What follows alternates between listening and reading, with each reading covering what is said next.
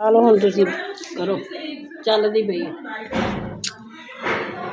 ਹਾਲੋਂ 50 gram ਲੈ ਲੈਣੀ ਆ। ਹਾਲੋਂ ਉਹਨੂੰ ਦਾਦੜ ਫਾਦੜ ਕਰ ਲੈਣਾ, ਬਹੁਤੀ ਬਰੀਕ ਨਹੀਂ ਕਰਨੀ।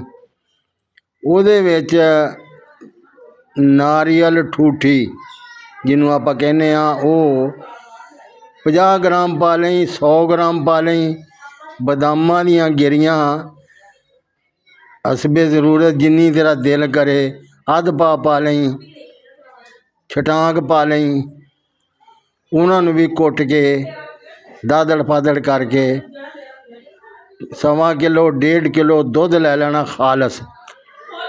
ਉਹਨੂੰ ਉਬਲਣਾ ਰੱਖ ਦੇਣਾ, ਵਿੱਚ ਉਹ ਚੀਜ਼ਾਂ ਸਿੱਟ ਦੇਣੀਆਂ।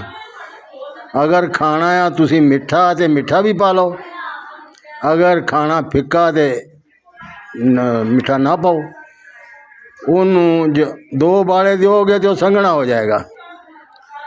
ਉਸ ਤੋਂ ਬਾਅਦ ਉਹਨੂੰ ਜਦੋਂ ਸੰਘਣਾ ਹੋ ਜਾਵੇ, ਹਲਵੇ ਤਰ੍ਹਾਂ ਬਣ ਜਾਵੇ, ਅਤੇ ਉਹਨੂੰ ਲਾ ਕੇ ਅਤੇ ਰੱਖ ਲਓ, ਫਰਿੱਜ ਦੇ ਵਿੱਚ ਰੱਖ ਲਓ। ਸਵੇਰ ਨੂੰ ਨਿਰਣੇ ਕਾਲਜੇ ਖਾਣਾ ਆ। ਜਿੰਨਾ ਤੁਸੀਂ ਖਾ ਸਕੋ ਓਨਾ ਕੀ ਖਾਣਾ ਆ। ਫਿਰ ਰੋਟੀ ਜਿਹੜੀ ਆ ਉਹ ਦੁਪਹਿਰ ਨੂੰ ਭੁੱਖ ਲੱਗੇ ਤੇ ਖਾਣੀ ਆ। ਅਤੇ ਇਹ ਤੁਸੀਂ ਕਮ ਅਜ਼ ਕਮ ਵੀ 3-4 ਦਫਾ ਸਿਆਲ ਦੇ ਵਿੱਚ ਬਣਾ ਕੇ ਲਗਾਤਾਰ ਖਾਈ ਜਾਓ। ਇਨਸ਼ਾ ਅੱਲਾ ਤੁਹਾਡੇ ਗਿੱਟੇ ਗੋਡੇ ਜਿਹੜੇ ਆ ਨਾ ਇਹ ਦੁੱਖ ਨੂੰ ਹਟ ਜਾਣਗੇ।